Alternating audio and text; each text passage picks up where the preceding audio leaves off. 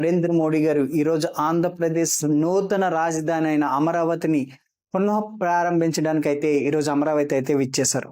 ఈ సమావేశంలో ఒక ఆసక్తికరమైన సన్నివేశం అయితే చోటు చేసుకుంది. ఆ సన్నివేశం ఏమిటంటే, పవన్ కళ్యాణ్ గారి స్పీచ్ అయిపోయిన తర్వాత పవన్ కళ్యాణ్ గారి స్పీచ్ని మెచ్చిన మోడీ గారు, పవన్ కళ్యాణ్ గారు తన సీట్లో ఆసీనులు అయిన తర్వాత పవన్ గారి మంత్రి అయిన పెమ్మసాని చంద్రశేఖర్కి చెప్పి పవన్ కళ్యాణ్ పిలవండి అని ఒక సైగ చేయగా, ఆ సైగిని చూసిన పవన్ కళ్యాణ్ గారి మోడీ గారి దగ్గరికి ఆత్రంగా వస్తే మోడీ గారు తన జోబులో నుంచి ఒక చాక్లెట్ని తీసైతే పవన్ కళ్యాణ్కి ఇవ్వడం అనేది అక్కడ నవ్వులు పండించాయి.